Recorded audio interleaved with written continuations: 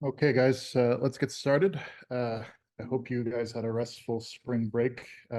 We're still going through your proposals, but we will return some feedback if applicable.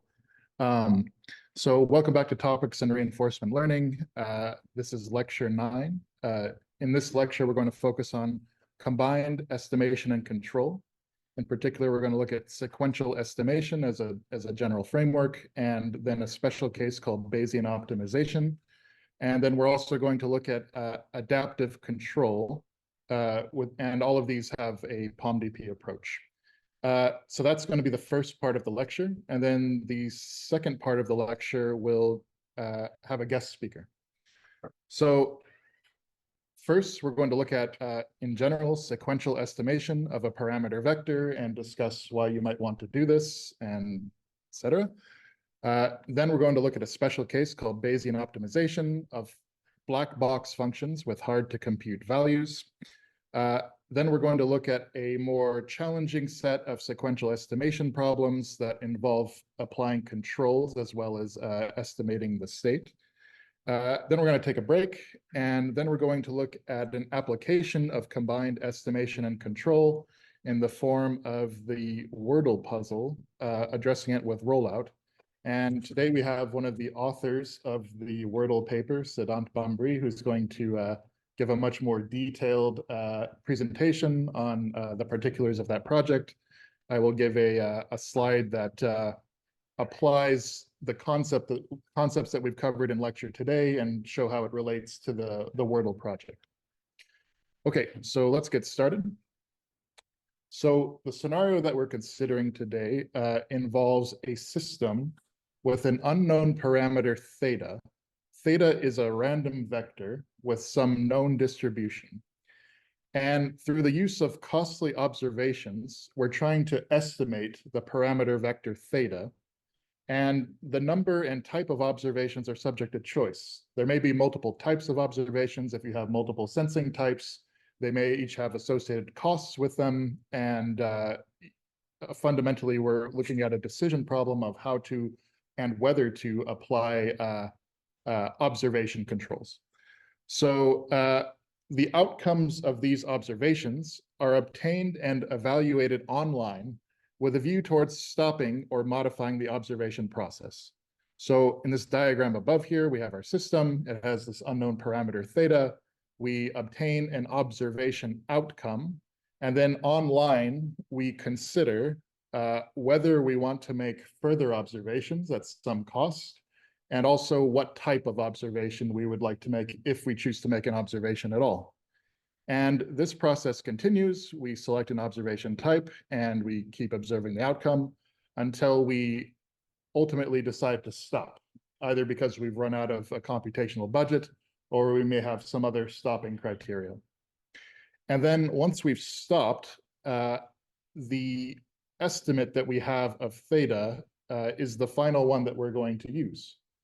So fundamentally, this involves sequential decision-making, thus bringing dynamic programming to bear. And as a bit of motivation, I'll give you an example from the world of industrial engineering and in particular, quality control via hypothesis testing. Suppose you have like a production run of some product and you want to test using sampling of observations to see whether the product run is good or not. You might have two hypotheses. One that says this production run is acceptable, and the other hypothesis might be this production run is not acceptable. And we want to accept one of these hypotheses. So we obtain an observation via a batch of some of the production run. And one algorithm is called the sequential probability ratio test that dates back to the 1940s. That's based on dynamic programming. And it states that after a particular observation, we update the posterior distribution of the probability of whether we meet hypothesis A or hypothesis B. And if one of those probabilities gets large enough, up to some threshold, we accept that hypothesis. And that's the algorithm. So that's just one example from the world of control. Let's look at some other applications, or sorry, from the world of industrial engineering. So let's look at some other applications. It applies to classical and sequential experiment design problems or sequential sampling strategies and statistics. Like the example before, you may have more than just two hypotheses, so it can apply to these kinds of scenarios as well. And also to the design of clinical trials or tests for medical diagnosis. It applies to classical sequential search problems, such as search and rescue. You might have a field, and you want to search locations in this field to find people that need rescuing, and each search comes, or each observation comes at some cost. There's also route planning through sensor networks. So sensor networks involve the deployment of sensors in some field. They are linked up via a communication network, and their information can be relayed to some base station. And activating each sensor comes at some cost.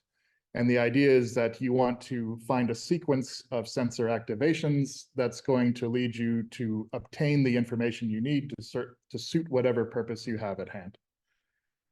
There's also sequential decoding problems, such as the mastermind and Wordle puzzles, which we're going to talk about later today. And then another special case of sequential estimation is the estimation of surrogate functions via Bayesian optimization. And I'll explain what a surrogate function is, but this is used for minimizing black box functions. And we're going to spend a lot of time discussing this. There's an important distinction I want to highlight. That is, does the current choice of observation affect the availability, the quality, or the cost of future observations? So does can I use the sensor only a limited number of times, or does using a sensor degrade the quality of the reading? This is the question at hand here. If the answer is no, then we call these simple sequential estimation problems, and we're going to discuss these first in the context of Bayesian optimization. If the answer is yes, then this can be viewed as a combined estimation and control problem, and can be viewed within the context of adaptive control. If you remember, adaptive control is, this is a problem setting where the parameters of your problem may change over time. And the strategy that we discussed was to make some estimation of what the parameters are, and then apply a control as if they were true for the whole problem. So for this one, we need a more principled dynamic programming approach. That's where it's not going to matter or whether this is true, whether we have the cost of whether the cost of future observations is affected by our current observations. So this yes part we're going to discuss towards the end of the course before the Wordle presentation. And now we're going to focus on Bayesian optimization for these surrogate functions. Okay, so Bayesian optimization. So a black box function, you've probably heard of it, is a function where there is no known analytical form, and evaluating the values of this function may be difficult in practice. So the strategy here will be to use what's called a surrogate function. We generate a different function that is going to approximate the unknown black box function, and then we minimize the surrogate function. So we minimize approximately a function whose values at given points are obtained only through time-consuming calculation, simulation, or experimentation. We're assuming that the observations cost a lot to do. So this is a similar figure to what we had a couple slides ago. We introduced this parametric model of the cost function with parameter theta. So yeah, so here's the unknown function, has an unknown parameter theta with a known initial distribution. And we observe sequentially the true cost of the function at a few observation points, not very many. Then we construct a model of the cost function, which we call the surrogate, by estimating theta. We then minimize the surrogate to obtain a suboptimal solution. So a question here is, how can we select observation points based on the results of previous observation? How can we select future points that are going to suit our purposes the best? Because they're costly, we can't do too many of them. This brings up the topic again of the exploration versus exploitation trade-off, which we saw previously in the context of Monte Carlo tree search. where observing at points likely to have, the question is, do we want to observe points that are likely to have near optimal values, for example, where the mean of the function is low, or do we want to observe points in relatively unexplored areas of the search space where the variance is still high? So that's the question. I'll stop for questions. You guys have any questions? Yeah? You said like different choice of observation, but actually it's different choice of control. And the observation is like passive feedback from the system.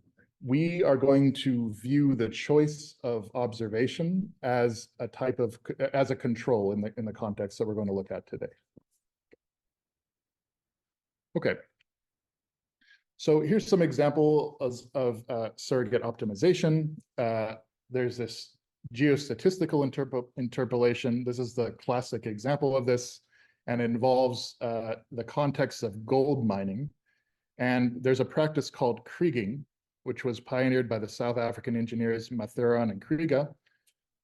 And they were trying to identify locations of high gold distribution based on samples from a few boreholes. So drilling is a really expensive process. It requires time and labor, and it adds a lot of wear to the drill head, which is often made of expensive materials. So this is the sort of inspiration for this problem. It's also another application is in design optimization. If you have some application, you may make a few prototypes of products that can address this application, such as in aerodynamics or material design or drug development. And a prototype may be costly to build, and so you don't want to build too many of them. Another more relevant example is in hyperparameter selection of machine learning models, such as things like learning rate or number of parameters or number of layers in a model. This has been done in particular in the architectural parameters of the deep neural networks used in AlphaZero. So this method has been used for that specifically. Okay. So let's make the Bayesian optimization stuff a bit more formal. So we're going to introduce this m-dimensional parameter vector in Rm, and theta is basically going to represent the function f, but the domain of our surrogate function is going to be made discrete. So for an index u, theta u is going to represent the output of the function f of u. So we're going to restrict our domain to a finite set, and the vector theta is going to represent the outputs of the function f. And the index will correspond to the input. So theta is f. Then our observations are of this form. Z equals the actual output of function f, which we will observe directly, plus some noise. And an important special case that we're going to look at today is the case where there is no noise. In other words, where we can observe the function output directly via an observation. Then we estimate theta with n noisy measurements chosen at different points, u1 to un. And ideally, we want big N to be much, much less than m, because the observations are expensive. So we assume that theta has a given a priori distribution, B0, which is this m-dimensional vector of random variables, each with some known initial distribution. And ideally, the values of f at neighboring points should be correlated, meaning if you have two, say, consecutive random variables, those random variables should be correlated. So close, in other words, close together inputs should yield close together outputs for the function f. Deciding on this initial distribution is a bit of an art, but ideally you would have one where points that are far away from each other have diminishing correlation. Okay, so then here's sort of an inductive description of what's happening. After observations at points u1 through uk of this form, we choose the next point, uk plus 1, to observe the value of f. Then we update the posterior distribution, BK, using some estimator function.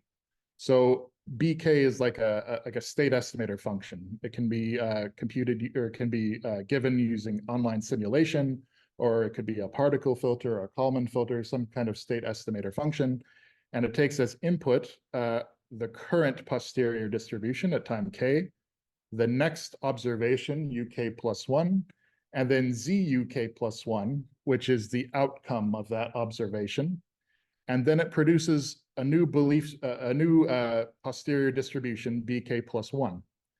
So then BK is essentially the surrogate cost function after the kth observation. So the more observations we do, and you'll see this graphically, the more closer our surrogate function is going to approximate the unknown black box function, F.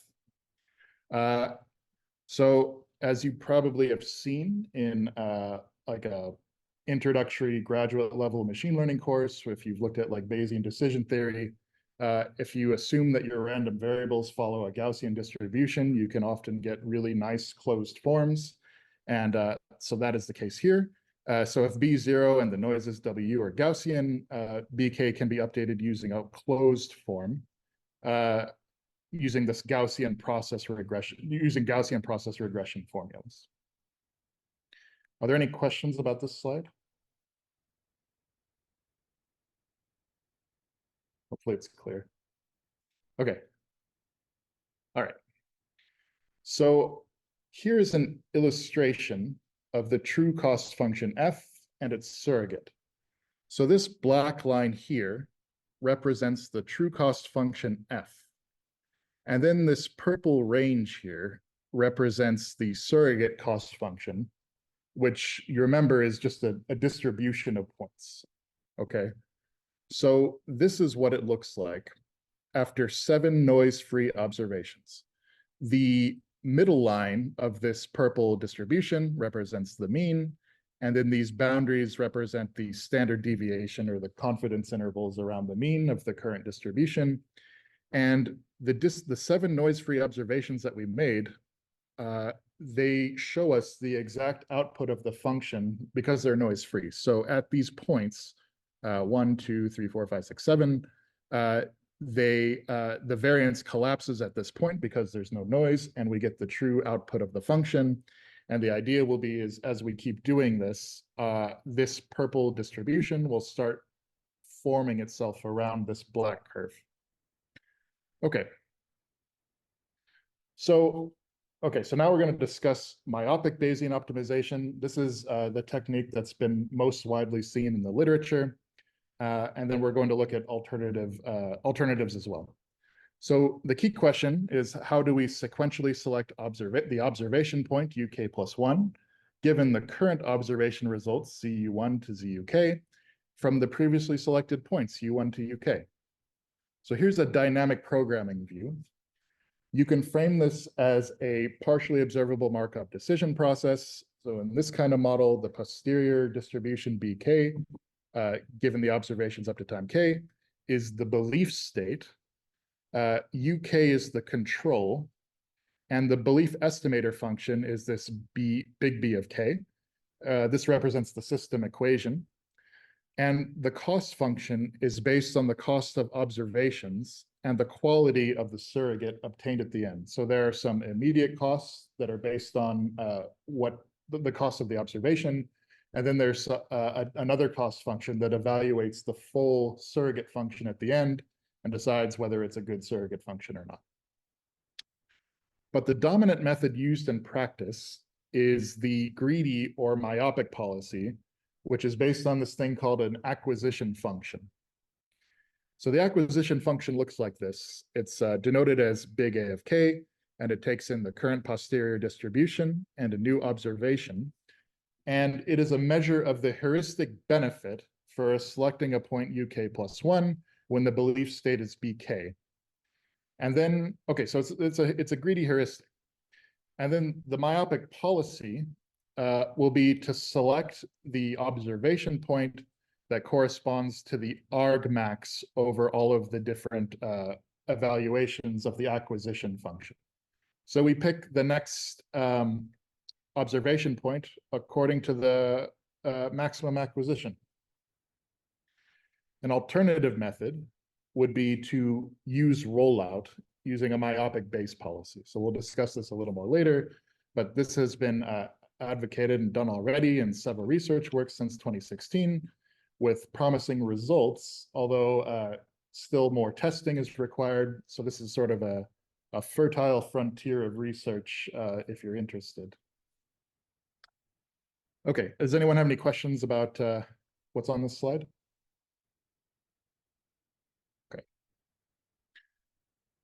All right, so let me give you some examples of acquisition functions for this myopic Bayesian optimization. So again, the myopic policy tries to maximize over AK each of the controls.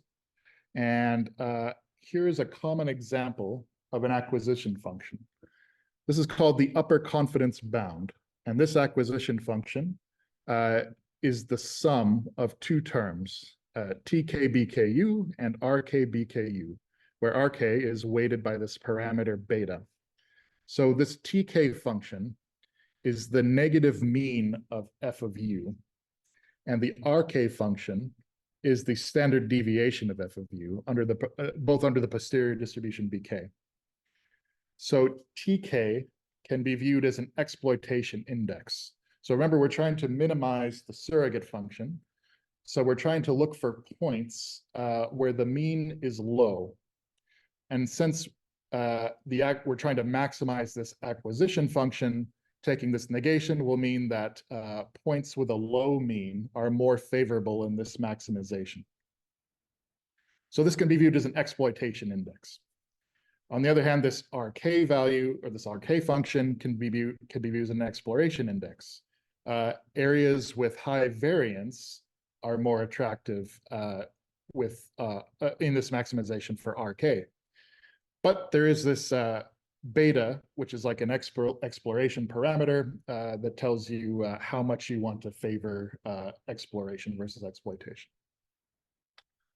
Okay, here's another example of an acquisition function. This one's called the expected improvement function. So it is the expected value of the reduction of f of u relative to the minimum value of f obtained up to time k. So in other words, where can we get the most improvement over our best results so far? That's essentially what it means. Okay, are there any questions about these acquisition functions before we move on?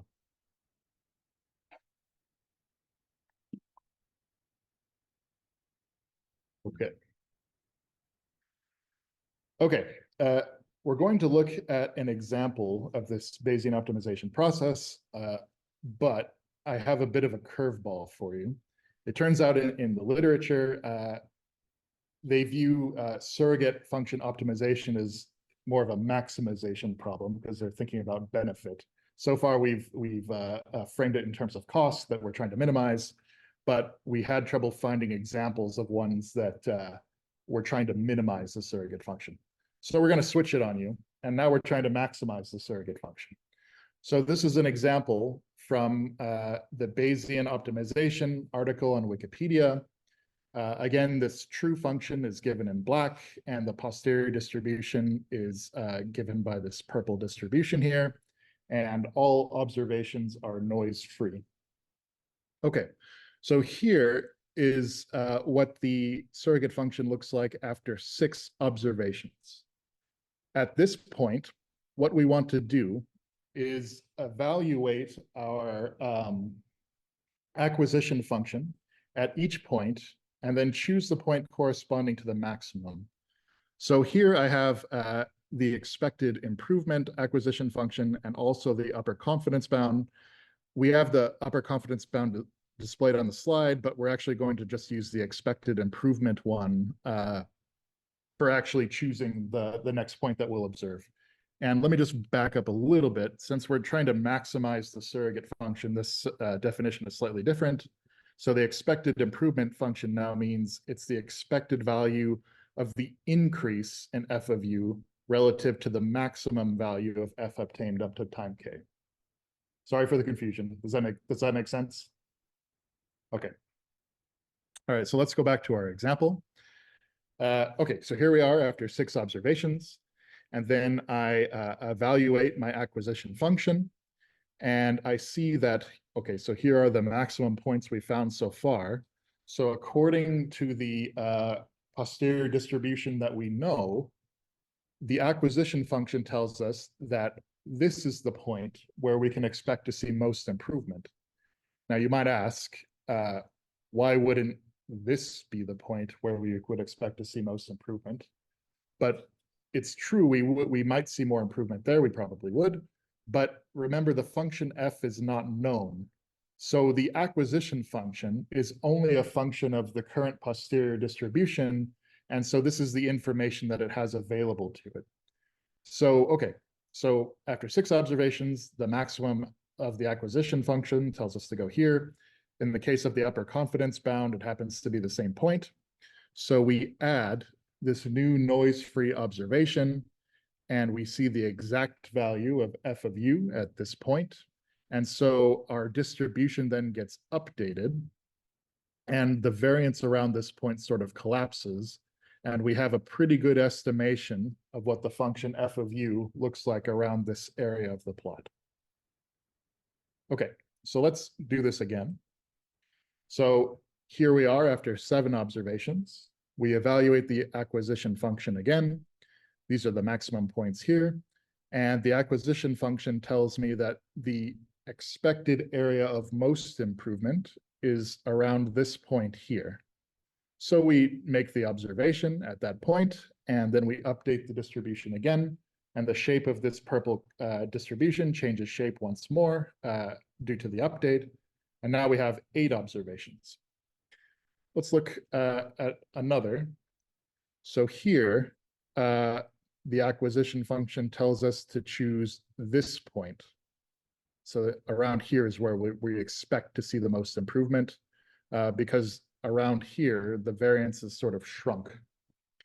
So then after 9 observations, so here's the new point, what you're starting to see is that this part of the of our estimated function is starting to very closely match the true function.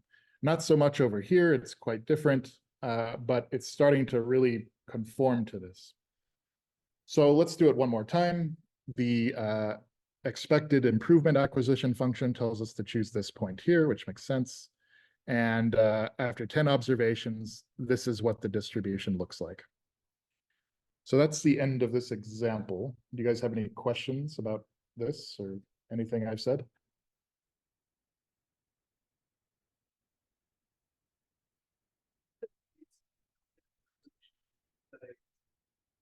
Here? Yeah, to the right, to the right side. Oh. Yeah, as the variance increase compared to 9th observation. So it depends on the belief, the state estimator function. I'm not too sure why the variance is increased here. I'm not sure what the initial distribution is or anything like that. But the changes in the distribution are not necessarily local, like to the area around the point. Yeah. Okay. Okay. So now, okay, so that was the myopic Bayesian optimization. Now we can look at a more maybe principled approach. This is the dynamic programming algorithm for the POMDP formulation of Bayesian optimization. So at a belief state BK, the optimal cost, so this is the usual Bellman equation, we minimize over the set of controls, and we have the costs, the immediate cost of taking observation UK +1, and we add the expected cost to go, where the next state is given by the next belief state is given by the estimator function big B of k, and this is all given the current distribution, posterior distribution BK, and the selected control. So C, the little c, is the cost function for the observation. Then at the end of this, we have a terminal cost function, which is this big G, which looks at the full completed surrogate, and it measures the quality of the surrogate obtained at the end. So it may favor surrogate functions that have small means for their minima, or surrogate functions that have low variance. Those might be good criteria. So once we obtain these terminal costs, the exact dynamic programming algorithm will tell us to work backwards towards the current stage BK. Okay, so clearly this is intractable for practical purposes. So we can use an approximation and value space approach. So as usual, we replace JK plus 1 star with JK plus 1 tilde.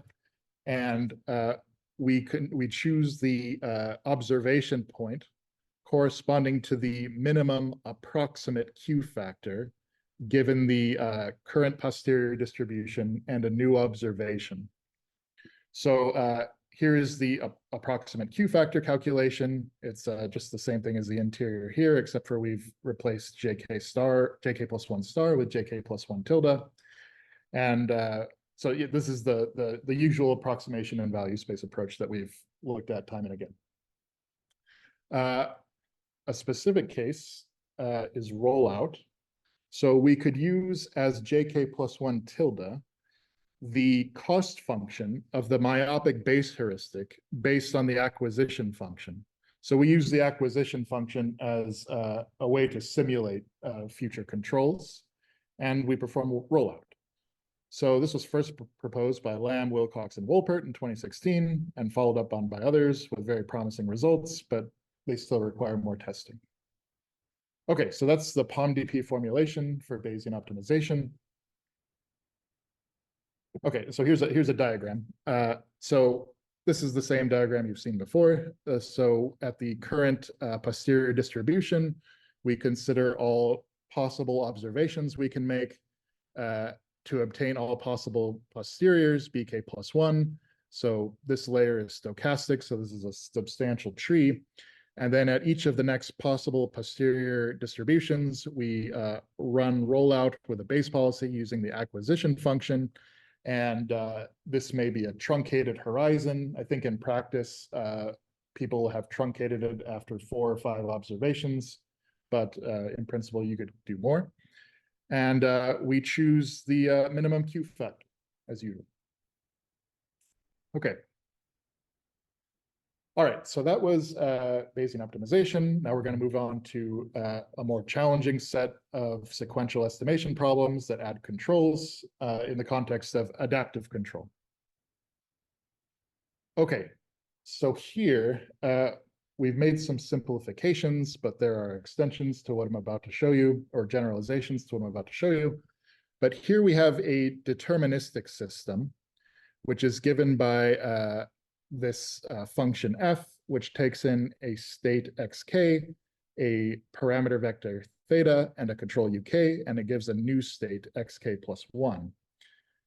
Now, the unknown parameter theta has the space that this vector exists in has been discretized to m possible vector values. So there's m possible vectors that theta can be in this formulation. So then, okay, so xk can be observed directly. On the other hand, theta cannot. So we view theta as a part of this augmented state, xk theta, and this state is partially observed because theta is partially observed. And then the Bellman equation for the optimal cost function j star k is given by this expression. Let me describe to you some of the terms down here first before we go through the expression or the equation. So IK is called an information state. So this is one of the ways that you can formulate your POMDP. It contains the history of states and controls visited so far.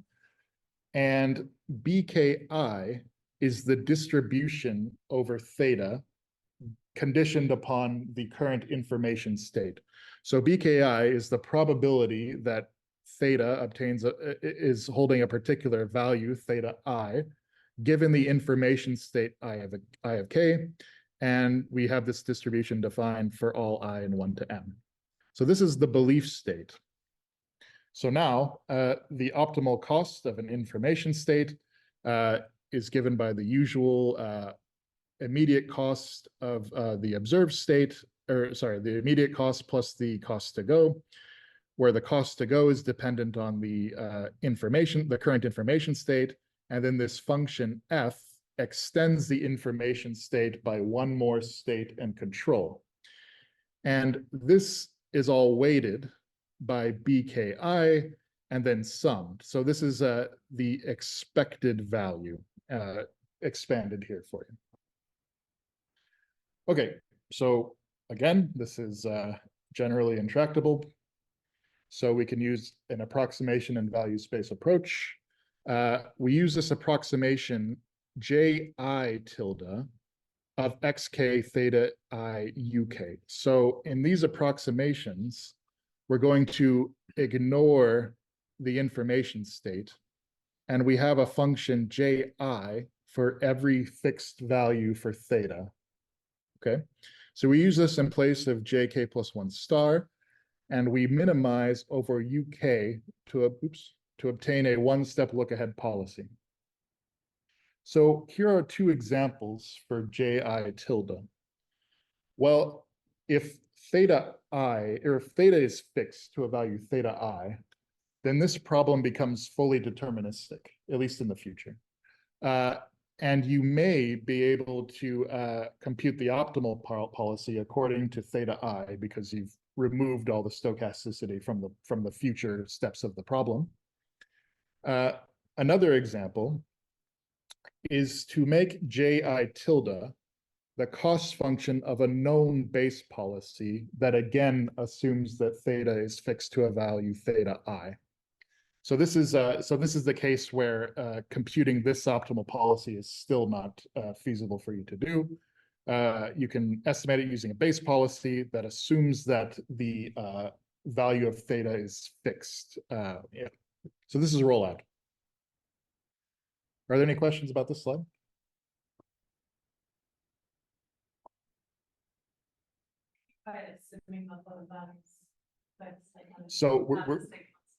So let me show you the next slide, and hopefully it'll become clear, and then you can stop me if I still haven't addressed your question. Okay. Okay, so here's an example for rollout for adaptive control for a POMDP formulation.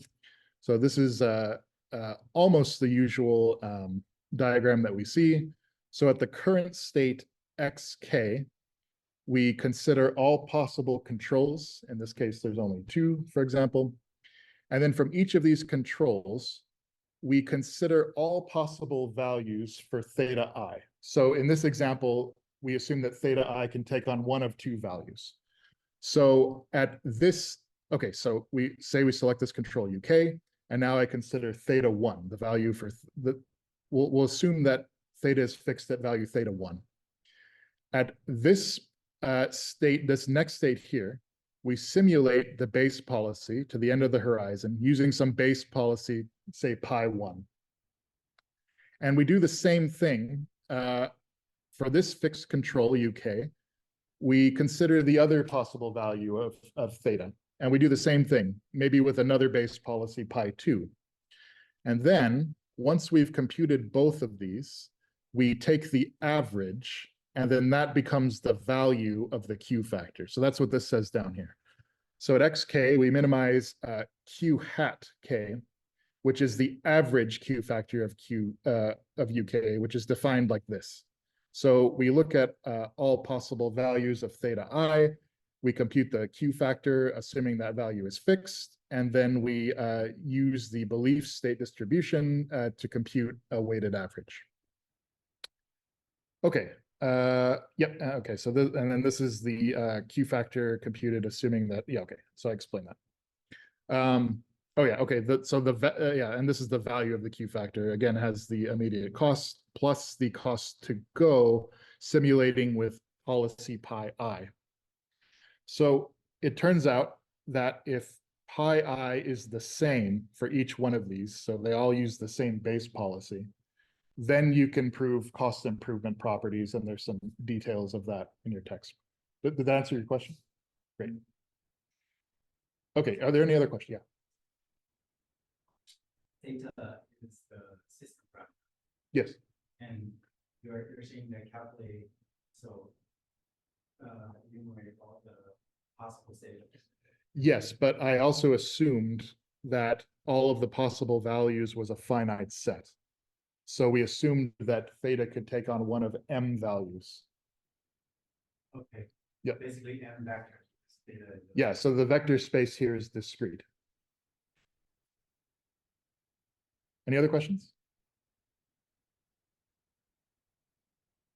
Okay, well, going pretty fast. Okay, so let's take a break here. And then I have one more slide that's going to connect the Wordle project to the what we've discussed so far. And then I'm going to let Siddhant take over the rest of the lecture. Are there any other questions? We're going pretty fast. So, okay, well, I'll see you at 5:31.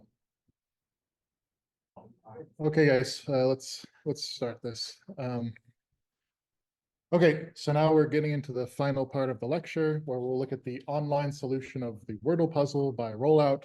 But let me first connect this to what we've discussed so far today. Okay, so this is a paper called A Rollout Approach for Solving Online the Wordle Puzzle. And this is work from a couple of years ago with authors Siddhant Bhambri and Amrita Bhattacharjee. So Siddhant is here today to discuss it, but let me just give you a quick overview. So there is a hidden mystery or code word theta that is drawn from an initial mystery list according to a known distribution. So in the standard version of the puzzle, this distribution is uniform. Then the mystery list shrinks as a result of guesses and observations. The guesses are chosen based on feedback about the mystery word provided by the preceding guess. Then the puzzle is solved when the mystery list shrinks to just a single element.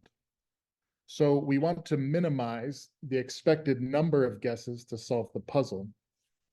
So here's an important fact. The belief distribution over the current mystery list remains uniform throughout the solution process. And this makes it possible to solve using exact DP, the optimal solution. But it requires days of computation, and this was done by Selby in 2022. Important to note is that without this uniform initial belief distribution assumption, and if you make small changes to the problem structure, such as adding a letter to the word or anything else you could think of, computing an exact solution would be impossible in our lifetimes. However, and this is the conclusion of the paper, Rollout can solve near optimally the puzzle and its variations online in a matter of seconds instead of days. So I will let Siddhant go over all the details. Are there any other questions about this lecture so far before I hand it off? All right. Hello, everyone. So first of all, I'll like to begin by thanking Dr. Bertsekas for allowing me to present this work once again in this course. And thanks to Jamison for setting up the stage for a lot of slides that I would be referencing what he already talked about and trying to connect it with the game of Wordle that some of you would have already played back when it became popular during the pandemic times. And my motivation here would be to draw insights via the game and talk about how rollout or the online rollout algorithm can be a very useful technique for deterministic POMDPs with the Wordle case in point. I'd like to begin by some introductions. Hi, I'm Siddhant Bhambri. I'm a fourth year PhD student in Dr. Subbarao Kambhampati's lab. My co-author, Amrita, who is also a fourth year PhD student in Dr. Huan Liu's lab, and she would like to extend her apologies for not being able to be present today as due to a Friday deadline, and Dr. Bertsekas, who guided us through this work. So what is the Wordle puzzle? just for a brief introduction, you are given 6 trials to guess a 5-letter word. And there is an easy mode and there is a hard mode of the game. But before that, for the rules of the game, you start by guessing a word. The simulator or the New York Times on which we have played this game mostly would tell you if the alphabet is in the correct position, and also like the correct alphabet and in the correct position. It will give you a green observation, such as in the example for the hard mode where I played the word cars. E is correct. However, if the alphabet is correct but not in the correct position, it will be yellow or otherwise gray. The only distinction here between the easy mode and the hard mode is that in the easy mode, there is absolutely no restriction on what 5-letter word you can play. Given your guesses, you can try to come up with the final answer that you think would be the final answer. For the hard mode, the idea here is that if, for example, in this case, you have guessed the word cars, E has shown to be green, you have to come up with the second guess where the 5th alphabet is E. So that restricts the number of possible words or guess words that you can use at the second step. And we moved on with globe, the final word, with L and L in the second position and E in the 5th position would get restricted to probably just olive among the different 5-letter words, as far as I remember correctly. The state of this game, at least how the original game is defined by New York Times. First of all, New York Times just hosts the game. The game is originally by somebody else. There's 2,315 words, which could be the possible answer. The actions here is a much broader list of 5-letter words, all possible 5-letter words as per Webster Dictionary, about 13,000 words. The transitions here is essentially what you can think of as the probability of going from one mystery word list to the next, which essentially would mean that if I guessed stern, what is the probability that basically the number of words that would have E and R in this position and P and N, and I can, out of which I will choose one of those words. So that will essentially define your transition probability. And the cost is a very simple term here. One guess equates to just one unit of cost that we are taking. Observations are what we are getting from the game itself. So using dynamic programming, the optimal solution, as Jameson pointed out, can be computed over days of computation.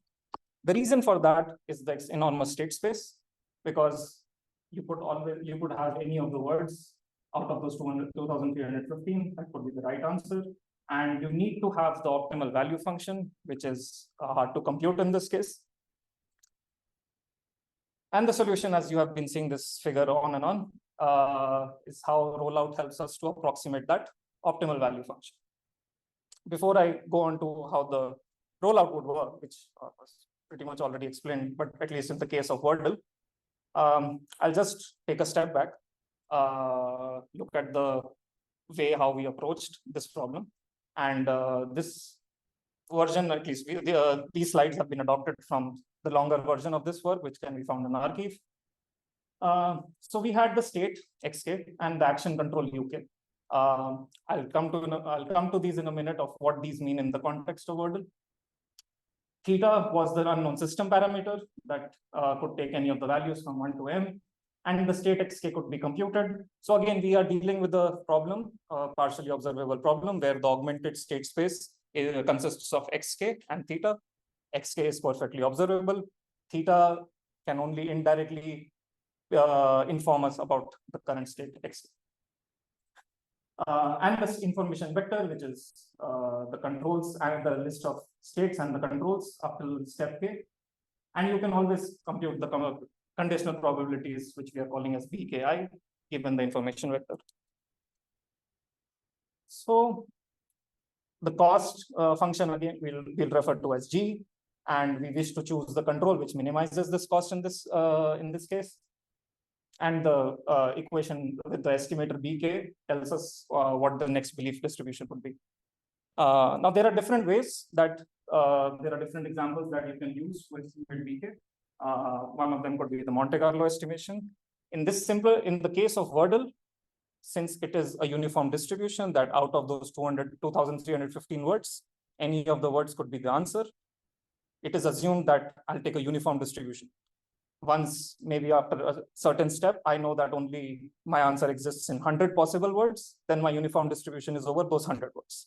So that's how we'll, at least we can get away with using an estimator in this case. So the mystery word or the answer that we are looking for is the theta in this case. And the set of the mystery words at any possible stage of the game K will form our mystery list. The initial distribution, as I mentioned, will be uniform over all the words. That would be the possible answer. And this obviates the need for this estimator, capital BK. And that's it. So we had the information vector. The optimal way to compute this using the dynamic programming method would be to use the optimal cost function. Jameson pointed out this would depend on the information vector, but this is an intractable problem in that case, given how the state space can be enormous. So how does rollout utilize this is by approximating this cost function J star.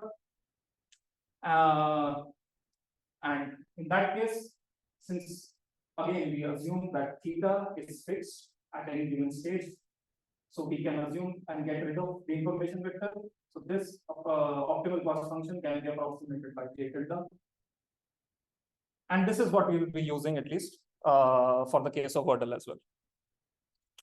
And a reminder that J tilde will essentially correspond to our base policy. So connecting it back to the game, at least how it is solved, what is the base policy here?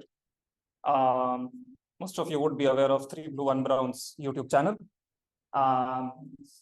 Credit where it's due. He was one of the first people who tried solving the game, explained it through amazing visuals as always. And what he used as a base policy, or at least that's what we are calling it here, is maximum information gain.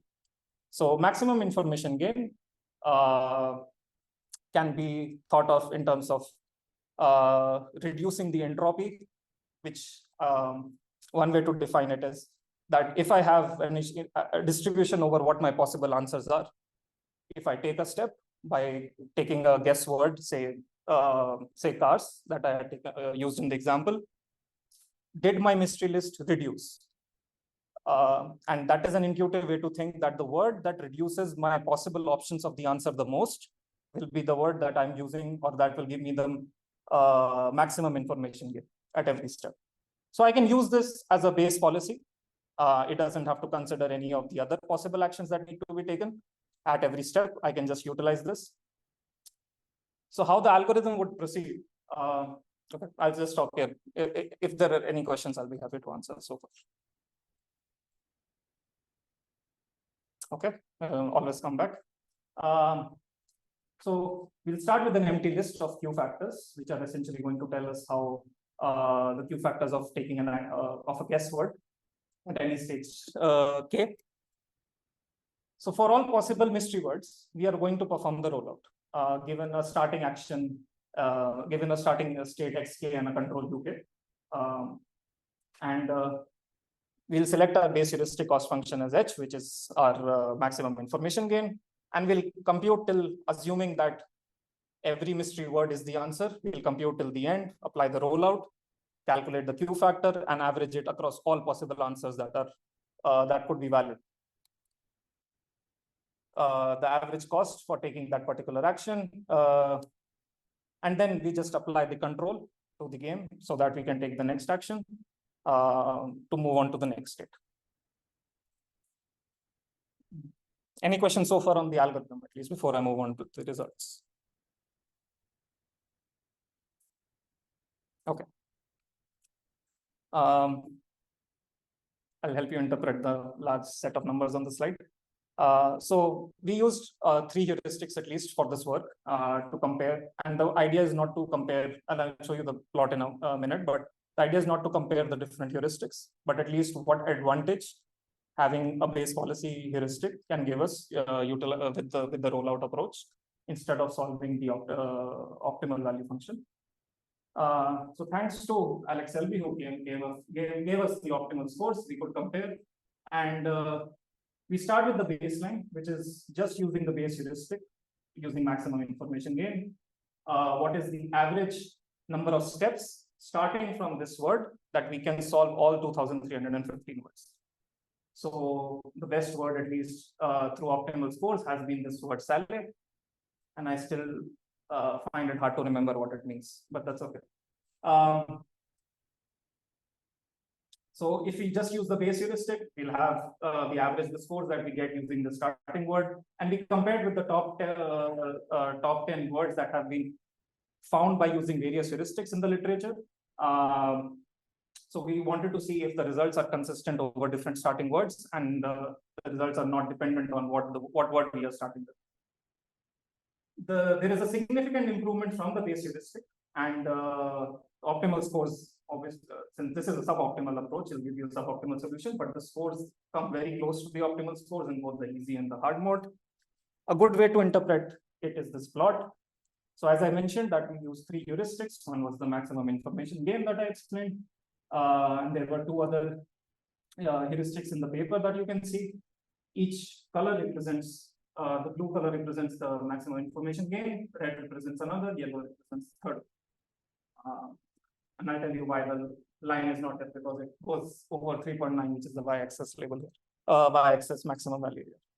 So the idea here is that the optimal score using the word salad, which is the minimum across all possible starting words, is 3.5084, comes close to about 0.04% of the optimal score. And one interesting observation is the better the base heuristic has been, the better the rollout approach using that base heuristic has given us. And that trend is similar across the rollout for maximum information gain gave better than the base heuristic, same for the blue heuristic, and same for the yellow heuristic, which performs the worst, and the averages are over 4, average number of guesses are more than 4, at least in that case. So some limitations of rollout that we realized while working and applying it to this problem. Finding a reasonable base policy. We were lucky. Maximum information gain has been shown, and there were a lot of other efforts in parallel going on at that time that were using different heuristics based on some of them talked about how like the frequency in which the alphabets occur across 5-letter words in English language, and those are all valid heuristics, but finding a reasonable base policy is definitely a challenge based on the kind of problem you'd be approaching if you want to use rollout for partially observable problems. The need for a posterior distribution estimator. In this case, the assumption was that, well, the mechanics of the game define it to be a uniform distribution over all the mystery words. If that is not the case, that is definitely a problem in itself to handle. And the third would be the number of Q factors that need to be computed. Now you could, at every stage, if you are thinking that, imagine in the first game, in the first step, I started with 1 word, and there are 12,971 words that are possible that I can take next. You may not want to calculate Q factors for each one of them. There are ways that you can prune it. Maybe you can rank those words based on the base policy heuristic, because that can give you a quick suboptimal score for each word to begin with. And one of the approximations that at least we make while operationalizing this work is that we only computed for the top 10 words. And an interesting thing from the observation from the experiments was that even if we took 100 words, the improvement was minimal. So that is a problem-dependent way to work it out. But this is something that can actually lead to a lot of computational time in your experiment. So quick summary, we used a dynamic programming-based online rollout strategy, and this was specific to the deterministic POMDPs with unknown parameters. The online Wordle puzzle is a great example and helps us explain at least what the problem looks like in this case and how rollout can be useful in that case.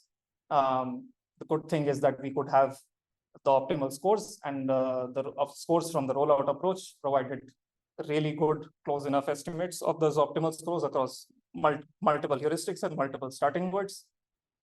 And finally, the limitations that we pointed out, at least some of them were relaxed already because of the dynamics of the game itself. And some, like the pruning part, at least were adapted while we were working on this problem. I would encourage you to look at the paper, and I'll be happy to take any more questions. Thank you. Yes. So the optimal score comes from this another publication, which actually calculated think of a brute force approach. You would calculate at every step what all possible next words that could be your guess word, and you compute a score which would lead, say your final word was salad. To reach salad by a starting word, I would look at all possible combinations of words that I can try in the middle, select the trajectory which gives me the shortest number of steps reaches salad, and that will be my optimal score, at least for that starting word. So that's how, at least I'm just giving you an intuition as to how you can build the approach. Yes. Go back 2 slides. Limitations? Yeah. Okay. So I understand what you mean by intelligent action space, but offline training with the network, can you provide an example of the output like training? Yeah. What does that look like? So Are you using so in the second one, are you saying that the base policy is neural network, or you are training another neural network is so specifically for tuning the action? there is no neural network, first of all. I'll answer. Like, or by offline training. It's a possible way to do it. I just wanted to highlight that it is a possible way to do it, that you could have, instead of pruning, if, for example, think that I don't want to compute, like the way we did it at least was, we only use the top 10 words, which had the minimum Q factor values. Now, if I cannot compute the base heuristic online, I can have some estimates. Maybe I trained a network, given an input word, say X, and given the output or the final answer that could have been Y. Given that, so can it tell me the number of guesses or an approximate number of guesses I can reach that word? If I have that sort of a data and I have trained a network, it can give me an approximate value or a Q or a Q factor in that case as to how useful that word could be to take at that current state. Now, if you have access to that, the only thing online that is left is calculate all the scores of the possible words that you could use by using the inference of the neural network. And all you need to do is find the minimum. So in that case, it definitely helps. You can have that approach.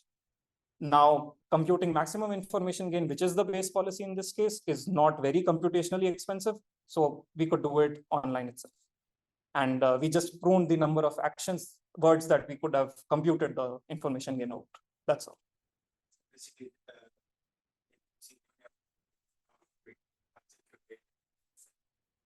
Absolutely. Absolutely.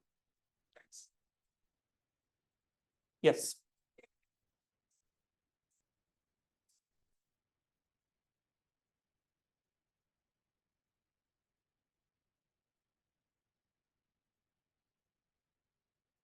Want to go back to the table? Yes. Well,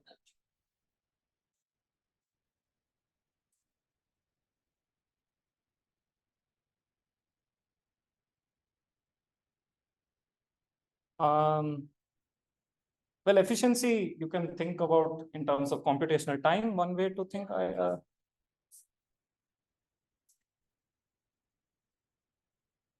absolutely, absolutely.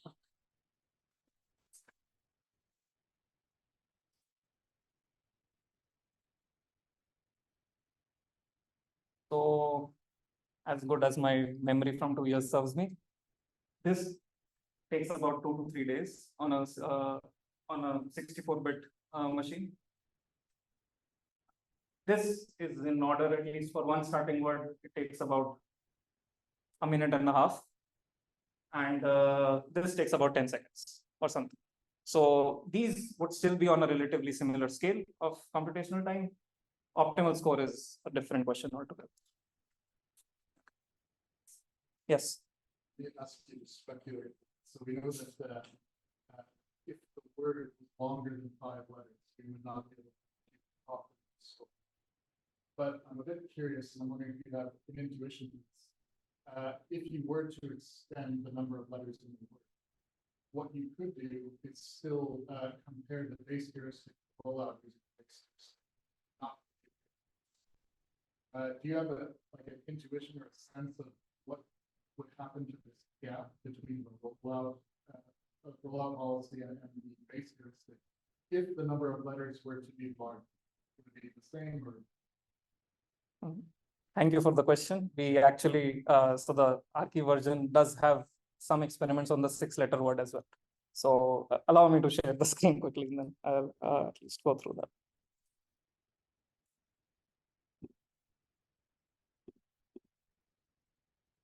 Okay.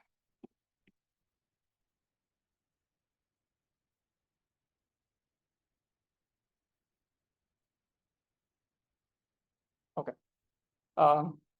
Really good question. So as Jamison pointed out, if we increase the number of alphabets to 6, the computation becomes absolutely intractable, even for optimal, like especially for optimal finding an optimal solution. And that is one of the cases where this approach really gains the benefit.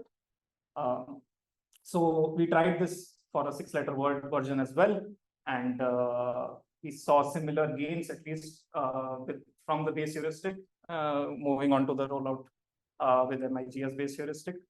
The computational time is slightly more naturally for that case, but the improvements are consistent even in that case. And unfortunately, there's no easy way to find an optimal solution. So I'm missing that column here, but yeah, I hope that answers. I'd be interested to see what happens. Okay. All right. It happens the same. Yeah, percentage-wise. Percent. In other words, the optimum, say, is 0.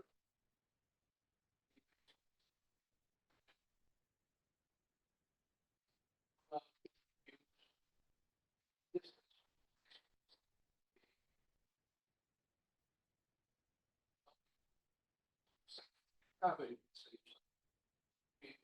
80%, 70%. That percentage is independent of the size of the problem. The size of the problem affects the computation time of the recovery, the percentage of recovery. The reason is that in both cases, regardless of dimension, you have a Newton step that's operating here, which makes the distance, the recovery percentage close to 100%. It may be 70%, maybe 8%, maybe 90%. That percentage is independent of dimension.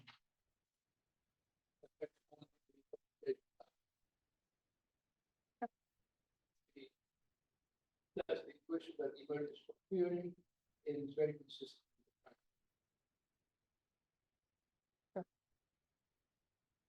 Any more questions? Maybe just like probably a relevant question. So this is like a deterministic problem, Right. but what could be like a stochastic, like in this case? Well, in that case, so by what we mean by deterministic is that if I imagine the final word is, think of, it's hard. Okay, I'll just take it. Maybe this is your final answer word, and this is your starting word. And given my simulator, if I started with this word, it may not give me the correct observations that would be based on this. So the observations are noisy. Maybe it gave A as green, or it could have been just yellow. So the observations would become noisy. In that case, yeah, so that is at least one way you could think that the next state, which would be like, if this was the answer word and this was the guess word, the next state that should have been there is the property that makes the game deterministic right now. And that's exactly the word that I would get, which helps me have a uniform distribution finally over the possible mystery words. Okay. But yeah, you can play along with the word game, at least change the mechanics in different ways, and it's fun. I'm trying to build like kind of really similar. If you just change, for example, the ground truth word is ambrose, but it's stochastically trying to deceive you in a way. For example, out of 6 words, it returns like the true information on 4 letters. That will turn into like Right. Agreed. Agreed. Yeah, really interesting. do you have like an environment for this, or there's a standard like word? There is an existing environment that we were able to utilize, so that was at least useful. Yeah. That's all. Thank you so much.